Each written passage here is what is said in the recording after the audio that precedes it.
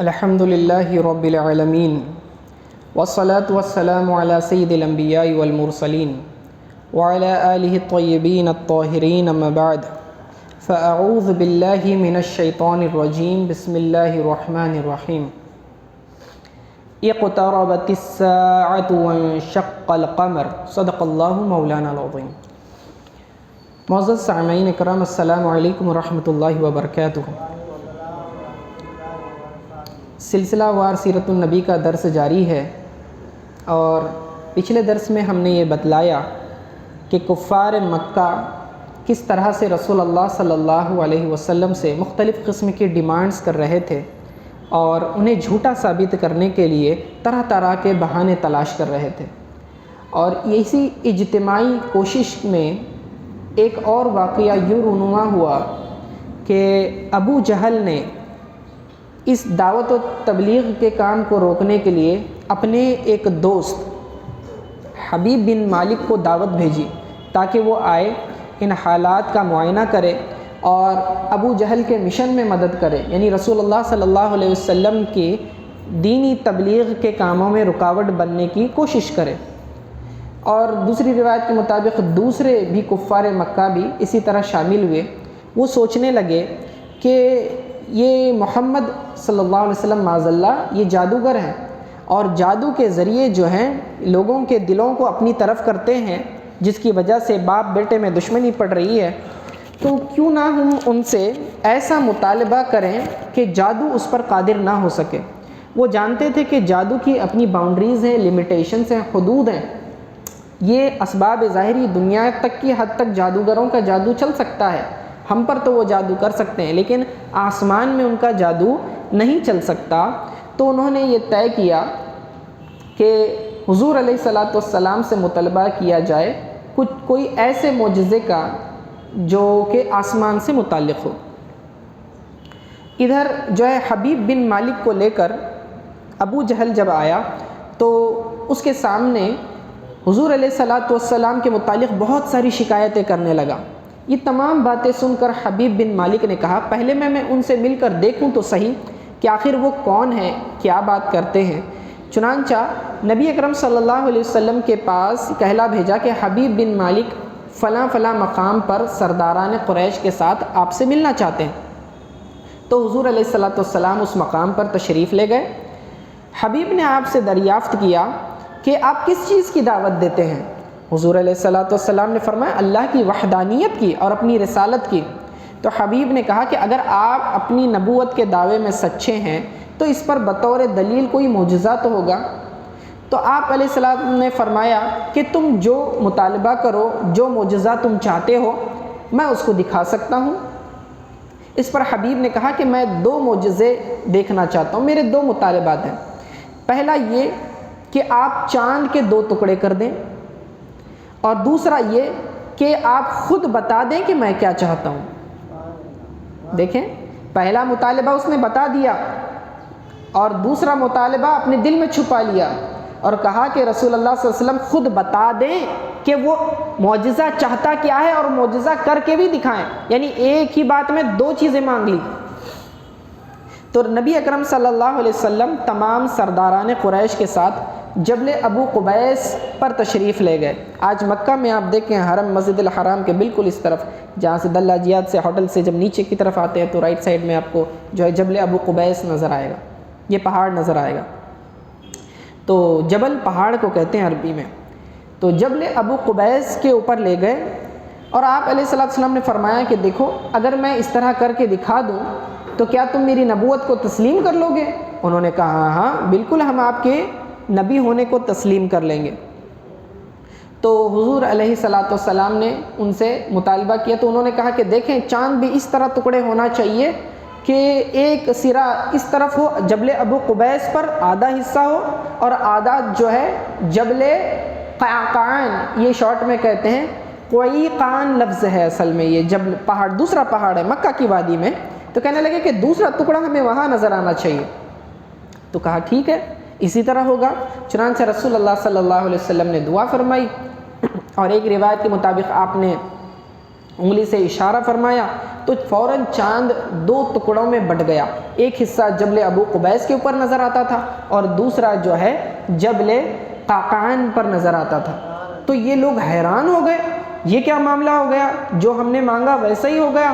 انہیں اپنی آنکھوں پر یقین ہی نہیں آ رہا تھا، تو آنکھیں روندنے لگے، مسلنے لگے، پھر دیکھتے، پھر آنکھوں کو روندتے، پھر دیکھتے، دیکھا تو چاند کے 2 ٹکڑے ہو گئے. تمام کے تمام حیرت زدہ رہ گئے.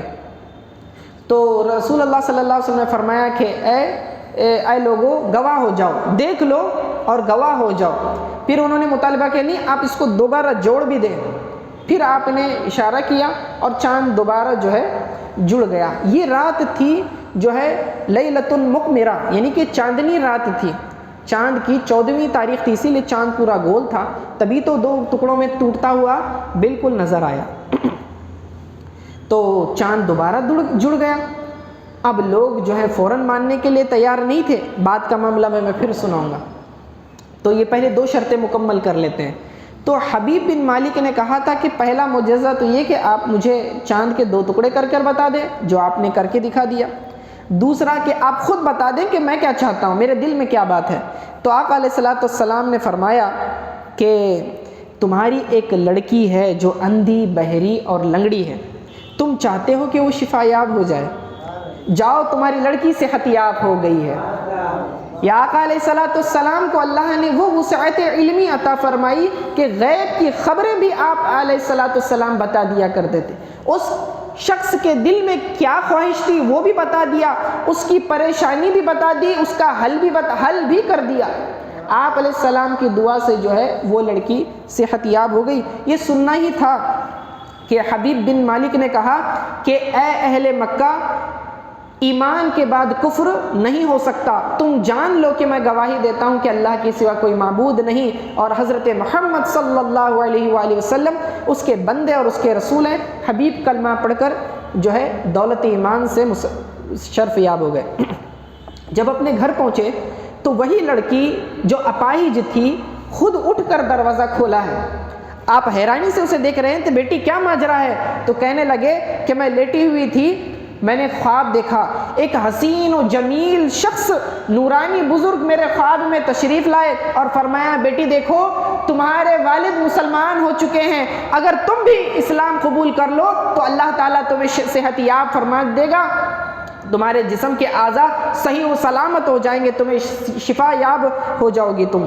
تو یہ کہنا تھا، تو میں نے کلمہ پڑھ لیا، مسلمان ہو گئی، دیکھا تمہیں شفا یاب ہو گئی. تو یہ آقا علیہ الصلوۃ والسلام کے معجزات تھے. لیکن یہ کفار مکہ کیونکہ سازشی تھے، ان کا ارادہ تو ایمان لانے کا تھا ہی نہیں. انہوں نے سوال اس لیے کیا تھا کہ حضور علیہ الصلوۃ والسلام اپنے اس بات میں ناکام و نامراد ہو جائیں، حالانکہ وہ خود نامراد ہو گئے ہوئے. تو جب کہا کہ دیکھیں چاند تو 2 ٹکڑے ہو گیا، اب تم ایمان لاؤ، کہنے لگے کہ یہ تو بہت ہی سخت ترین جادو ہے، اور محمد نے معاذ اللہ صلی اللہ علیہ وسلم ہم تمام پر، مکہ والوں پر جادو کر دیا ہے. تو چاند تو ٹکڑے نہیں ہوا بلکہ ہمارے پر جادو کا اثر ہو گیا، تو ہماری آنکھوں پر پردہ پڑ گیا، تو ہمیں لگتا ہے چاند ٹکڑے ہو گیا، ورنہ تو ہوا نہیں. اس طرح کا اعتراض انہوں نے کیا. کہنے لگے کہ اچھا ٹھیک ہے، مکہ والوں پر تو جادو ہوا ہوگا نا، تو مکہ کے باہر کے علاقے پر تو نہیں، تو باہر سے آنے والے قافلوں کا انتظار کرو، ان سے گواہی طلب کرتے ہیں کہ دیکھیں وہ کیا کہتے ہیں. رات میں کچھ قافلے سفر کرتے ہوئے آنے لگے. اب تمام لوگوں کو جو ہے انتظار تھا. جیسے ہی وہ اطراف سے مکہ کے اندر داخل ہوئے، یہ لوگ منتظر تھے، ان سے پوچھا کہ کیا تم نے عجیب معاملہ دیکھا؟ کہنے لگے کہ ہم نے دیکھا چاند ٹکڑے ہو گیا ہے، چاند 2 ٹکڑوں میں بٹ گیا ہے. تو اس سے معلوم ہوا یہ کوئی جادو وغیرہ نہیں تھا، یہ آقا علیہ الصلوۃ والسلام کے معجزات میں سے ایک ہے. لیکن آقا علیہ الصلوۃ والسلام کا سب سے بڑا معجزہ قرآن ہے، جو اس معجزے کی بھی گواہی دیتا ہے. سورہ قمر اللہ رب العزت نے نازل فرمایا اقتربت الساعۃ وانشق القمر، قیامت قریب آ گئی ہے اور جان 2 ٹکڑے ہو گیا. یہ قیامت کی نشانیوں میں سے نشانی ہے چاند کا ٹکڑے ہو جانا. کفار مکہ اس بات کے قائل نہیں تھے. وہ کہتے تھے کہ کیا قیامت آئے گی، چاند کے ٹکڑے ہوں گے، ستارے ٹوٹ کر بکھر پڑیں گے، آسمان کو لپیٹ لیا جائے گا، سورج اور چاند بے نور ہو جائیں گے، ایسا بھی کہیں ہوتا ہے؟ ہم نے تو ایسے آسمان میں اشیاء نہیں دیکھی. تو اللہ نے فرمایا اقتربت الساعہ، ساعت وہ گھڑی آ گئی ہے، یعنی قیامت قریب آ گئی ہے، وانشق القمر، اور شق کہتے ہیں ٹوٹنے کو، پھٹنے کو، اور چاند 2 ٹکڑوں میں بٹ گیا، قمر چاند کو کہتے ہیں۔ تو یہ اللہ تعالیٰ نے قرآن میں یہ آیت نازل فرمائی، تو اب یہ نص قطعی ہو گئی، اور چاند کے 2 ٹکڑے کرنے کا کوئی مسلمان انکار نہیں کر سکتا، ورنہ کافر ہو جائے گا، کیونکہ قرآن کی آیت کا انکار لازم آئے گا۔ تو احادیث میں بھی حضرت عبداللہ ابن مسعود ہیں، حضرت ابن عباس رضی اللہ تعالیٰ عنہما ہیں، ان سے بھی یہ روایات مروی ہیں شق القمر کی۔ ایک روایت میں آتا ہے عبداللہ ابن مسعود کے کہ انہوں نے مینا میں چاند کو ٹکڑے ہوتے ہوئے دیکھا، اور ایک روایت میں آتا ہے کہ انہوں نے مکہ میں دیکھا۔ حالانکہ اس دونوں حدیثوں میں کوئی ٹکراؤ نہیں ہے، کیونکہ مینا مکہ کے ہی علاقوں میں سے ایک علاقہ ہے، ٹھیک ہے۔ اور بعض لوگ یہ اعتراض کرتے ہیں، کہتے ہیں کہ یہ کیسے ممکن ہے کہ چاند ٹکڑے ہو جائے، حالانکہ ہم نے ایسی بات کبھی نہیں دیکھی، یعنی اتنا بڑا ایونٹ ہو گیا تو ہسٹری میں کہیں ریکارڈ نہیں ہوا، کسی ملک میں، کسی دیش میں، کسی دوسرے لوگوں نے اس چیز کو بیان نہیں کیا۔ اور جو علم نجوم کے ماہرین ہوتے ہیں، جو آسمان کے ستاروں وغیرہ کا علم رکھتے ہیں، ان سے بھی کہیں یہ بات ثابت نہیں ہوتی کہ بھئی چاند کے ٹکڑے ہو گئے۔ آپ کیسے دعویٰ کرتے ہیں کہ چاند کے ٹکڑے ہو گئے؟ پہلی بات یہ کہ چاند کا 2 ٹکڑے ہونا یہ رات کے ایک خاص مخصوص وقت میں ہوا، ساری رات تو ٹکڑے نہیں ہوئے، اور ہر روز بھی تو نہیں ہوئے، ایک ہی وقت میں کچھ وقت کے لیے چاند کے ٹکڑے ہو گئے۔ اور رات کا موقع وہ ہوتا ہے کہ اکثر لوگ سوئے ہوئے ہوتے ہیں، تو ضروری نہیں ہے کہ ہر کسی نے دیکھا ہو۔ یہ مکہ والوں نے تو دیکھا، بلا شبہ دیکھا، مکہ اور اطراف کے علاقے والوں نے تو دیکھا، لیکن آپ جب دعویٰ کریں گے کہ بھئی بعض لوگ کہیں گے غیر مسلم کے دنیا کے دوسرے علاقوں نے پھر اس کو ریکارڈ کیوں نہیں کیا؟ بھئی رات کے وقت اکثر لوگ سوتے ہیں، پہلا جواب تو یہ، انہوں نے نہیں دیکھا ہوگا۔ اور دوسرا، اس زمانے میں کہ ویسی تحقیقات اور ترقیات سائنسی نہیں تھی کہ آج جو ہے ٹیلیسکوپ لگا کے رکھے ہیں اور سیٹلائٹ سے مسلسل تصویریں چاند، سورج اور اطراف کے آسمان کی لی جاتی ہیں، تو کیا اس زمانے میں ایسا کوئی سسٹم تھا کہ 24 گھنٹے کوئی دیکھ رہا ہو؟ یا پھر ایسا موقع ہوا رات بھر کوئی گھورتا بیٹھا ہو علم نجوم کا ماہر کہ اب میں دیکھوں کہ کیا ہوتا ہے ہر روز رات میں؟ اس طرح بھی نہیں ہوتا، اتفاقی بات ہے، جس نے دیکھ لیا دیکھ لیا، جس نے نہیں دیکھا اس سے ہمیں کیا واسطہ، ٹھیک ہے نا؟ یہ ایک بات ہو گئی۔ دوسرا یہ کہ دوسرا جواب یہ کہ دنیا میں ایک ہی وقت میں جو ہے کہیں دن ہوتا ہے، کہیں رات ہوتی ہے۔ مکہ میں اس وقت رات تھی، لوگوں نے چاند کے ٹکڑے ہوتے ہوئے دیکھے، دنیا کے بعض علاقوں میں دن تھا، دن میں وہ مشاہدہ نہیں ہوتا جیسے رات میں ہوتا ہے۔ تو آپ کیسے دعویٰ کر سکتے ہیں کہ بھئی ہمارا دیکھنا ضروری ہے؟ جی سمجھ میں آ رہی ہے بات؟ یعنی کہ چاند کا ٹکڑے ہونا یہ بالکل ثابت ہے، اور اس کی گواہیاں مکہ والوں سے بھی اور اس کے اطراف کے علاقوں والوں نے دی۔ خود قرآن نے جب کہہ دیا چاند کے ٹکڑے ہو گئے تو ہو گئے۔ ہاں، اقتربت الساعہ فرمایا کہ قیامت قریب آ گئی ہے، قیامت قریب آ گئی ہے۔ قریب کا کیا معنی؟ ہم تو دیکھ رہے ہیں تو حضور علیہ السلام کے زمانے میں 1400 سال پہلے قرآن نازل ہوا، ابھی تک قیامت نہیں آئی، تو قریب کیسا ہوئی؟ یاد رکھیں کہ اللہ تعالیٰ کے نزدیک دن ہمارے دنوں کے مقابلے میں 1000 سال کے برابر ہے۔ اللہ کے نزدیک دن، آخرت والے ہمارے دنیاوی 1000 دن ملائیں گے تو وہ ایک دن بنتا ہے، تو اس حساب سے 1.5 دن بھی مکمل نہیں ہوا۔ جی 150 سال اگر کہنا بھی جائیں آپ، 1450 سال، 1000 سال کا دن پکڑے تو 1.5 دن بھی مکمل نہیں ہوا اللہ کے نزدیک۔ تو قیامت قریب آ گئی ہے۔ دوسرا، آقا علیہ السلام فرماتے ہیں کہ بعثت انا والساعۃ ہاتین، اپنی انگلی سے اشارہ فرمایا کہ میں اور قیامت دونوں یوں قریب قریب بھیجے گئے ہیں، یعنی رسول اللہ صلی اللہ علیہ وسلم کا آنا یہ دلیل ہے قیامت کے قریب ہونے کی، خود کیونکہ یہ آخری نبی ہیں، آپ کا آ جانا یہی قیامت کے قریب ہونے کی دلیل ہے، کیونکہ آقا علیہ السلام نے فرمایا کہ میں اور قیامت دونوں ایسے بھیجے گئے ہیں، اور اپنی انگلی سے اشارہ فرمایا۔ یہ 2 انگلیاں کتنی قریب ہوتی ہیں؟ تو یعنی کہ آقا علیہ السلام کا آ جانا یہ قیامت کے قریب ہونے کو بتلا رہا ہے۔ جی، اور اس کے مشاہدے میں ایک روایت آتی ہے، کم لوگوں نے اسے نقل کیا ہے، جیسے کہ امام عسقلانی نے الاصابہ میں اس کو نقل کیا ہے کہ ہندوستان کے ایک اس وقت کے شخص نے چاند کو ٹکڑے ہوتے ہوئے دیکھا، اور یہ ہندوستان کے صحابی ہیں، ہندوستان میں رہنے والے صحابی ہیں، ان کا نام ہے بابا رتن ہندی۔ یہ حضور علیہ الصلوۃ والسلام کے صحابہ میں شمار کیے جاتے ہیں، بابا رتن ہندی۔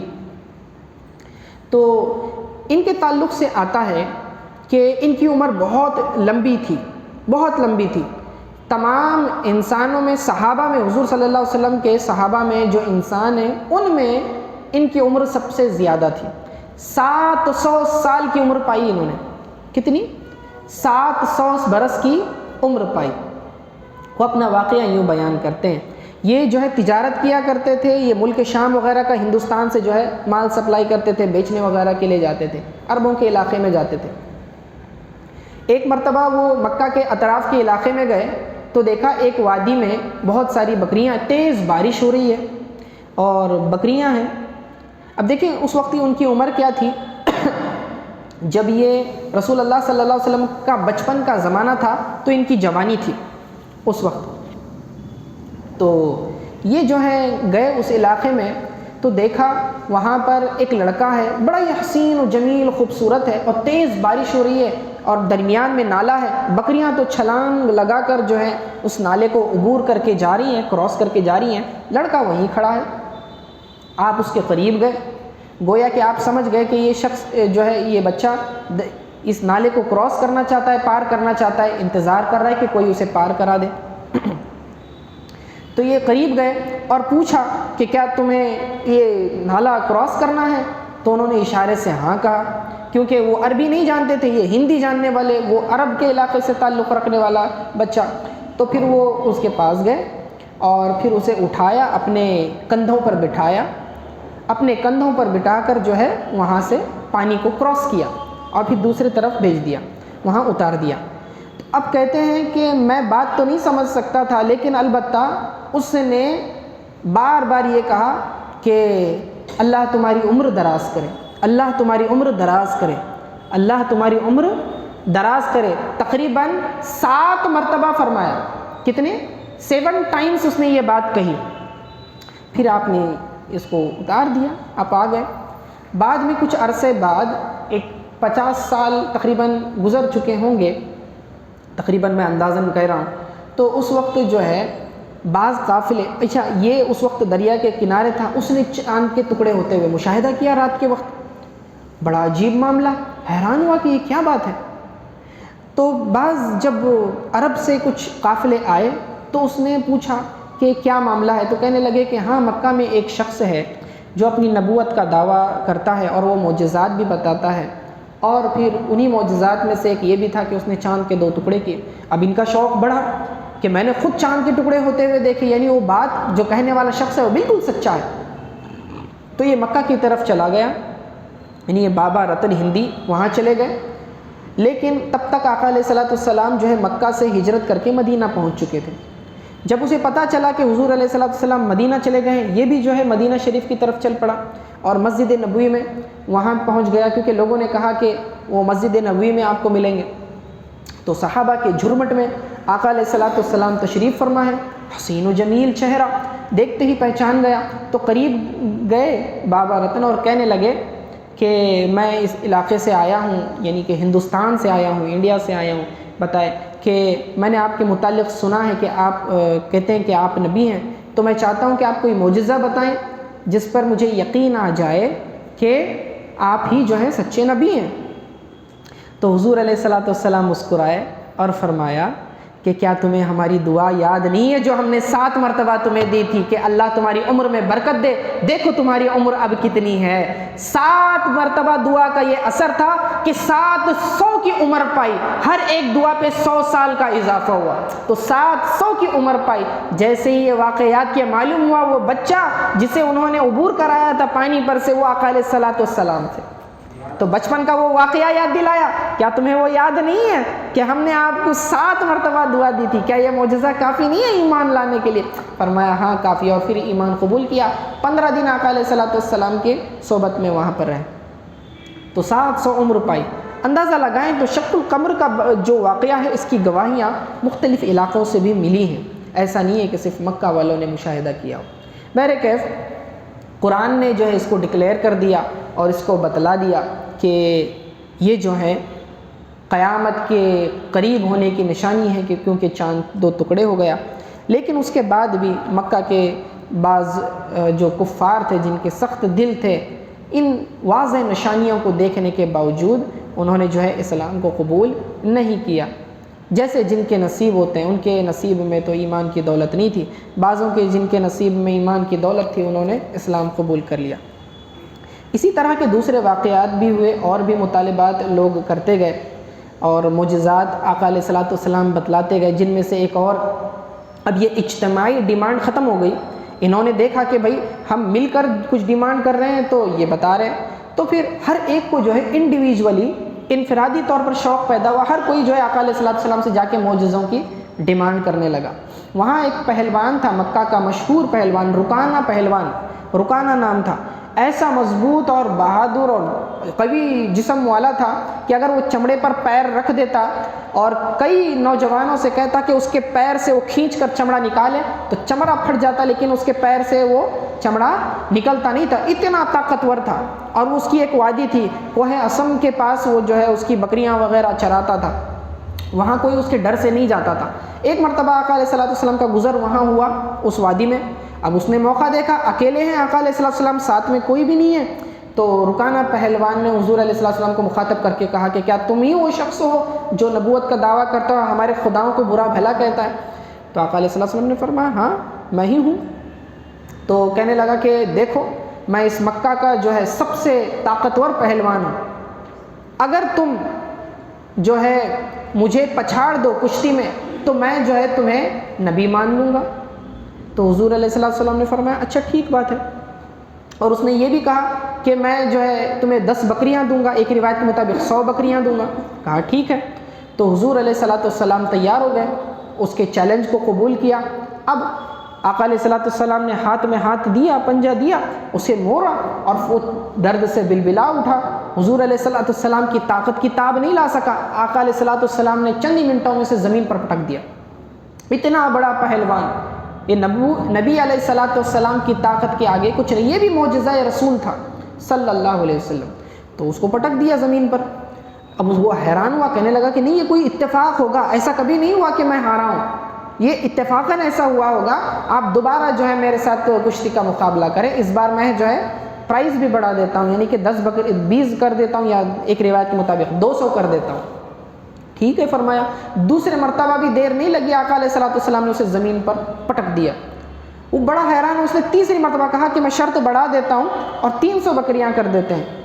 تو حضور علیہ السلام نے فرمایا ٹھیک ہے۔ تیسری مرتبہ بھی آپ نے فوراً اس کو جو ہے زمین پر اس کی پشت کو لگا دیا، چت کر دیا۔ اب اس کو کچھ سمجھا ہی نہیں، حیران ہو گیا یہ کیا معاملہ میرے ساتھ ہو رہا ہے۔ تو ایک اس میں تو آتا ہے کہ وہ اتنے بڑے نقصان پر رونے لگا۔ آقا علیہ الصلوۃ والسلام نے فرمایا کہ ہمیں تمہاری بکریوں کی مال کی کوئی حاجت نہیں، یہ لو تمہارا مال تمہیں واپس۔ کہنے لگا کہ اگر آپ واقعی نبی ہیں تو آپ آخری میرا ایک مطالبہ پورا کریں، واقعی ایسا معجزہ دکھائیں جو ان اطراف کے علاقوں میں آپ کو ظاہر ہو، میں مشاہدہ کر سکوں۔ ٹھیک ہے، تو آپ حکم دیں کہ وہ پیڑ جو آپ کے سامنے وہاں نظر آ رہا ہے وہ آپ کے پاس چل کر آئے۔ حضور علیہ الصلوۃ والسلام نے فرمایا ٹھیک ہے۔ آپ نے حکم دیا، وہ پیڑ جو ہے دیوانہ وار آقا علیہ الصلوۃ والسلام کا حکم سنتے ہی اپنی جڑوں کو اکھاڑا اور دوڑا دوڑا جو ہے آقا علیہ الصلوۃ والسلام کے پاس آ کر ادب سے غلاموں کی طرح کھڑا ہو گیا۔ تو اس کی آنکھوں پہ یقین نہیں آیا، وہ حیران ہو گیا۔ فرمایا آپ اسے حکم دیں وہ واپس اپنی جگہ پر چلا جائے۔ آپ نے حکم دیا، وہ فوراً اپنی جگہ پر جا کر اپنی جڑیں گاڑ دی۔ تو اس طرح سے یہ واقعہ ہوا رکانہ پہلوان، اور روایت میں آتا ہے البدایہ والنہایہ میں کہ پھر بعد میں وہ اسلام قبول کر کے صحابی کا شرف حاصل کیا۔ ادھر حضرت ابو بکر و عمر رضی اللہ تعالیٰ عنہ جو ہے آقا علیہ الصلوۃ والسلام کو ڈھونڈتے ہوئے آ رہے ہیں، اور انہیں ڈر تھا کہ حضور علیہ الصلوۃ والسلام اس کی وادی کی طرف نہ نکل گئے ہوں رکانہ پہلوان کی۔ تو جب آقا علیہ الصلوۃ والسلام کو وہاں سے لوٹتے ہوئے دیکھا تو دونوں کے جان میں جان ہی کہنے لگے کہ ہم ڈر گئے تھے، آپ جو ہے اس رکانہ پہلوان کے علاقے میں چلے گئے تھے۔ فرمایا ہاں ہم گئے بھی، ملاقات بھی کی، اور یہ معاملہ ہوا، یہ سارا معاملہ سنا دیا۔ تو پھر آقا علیہ الصلوۃ والسلام کی باتیں سن کر وہ دونوں صحابہ مطمئن ہوئے۔ تو بہرکیف بتانا مقصد یہ کہ آقا علیہ الصلوۃ والسلام سے پھر جو ہے بے شمار معجزات کا ظہور ہوتا تھا، بعض ایمان لے آتے تھے، بعض ایمان نہیں لاتے تھے۔ تو انشاءاللہ پھر اس کی اگلی کڑی انشاءاللہ ہم اگلے درس میں بیان کریں گے. وصلی اللہ تعالی علی خیر خلقی محمد و آلہ و اصحابہ اجمعین برحمتک یا ارحم الراحمین.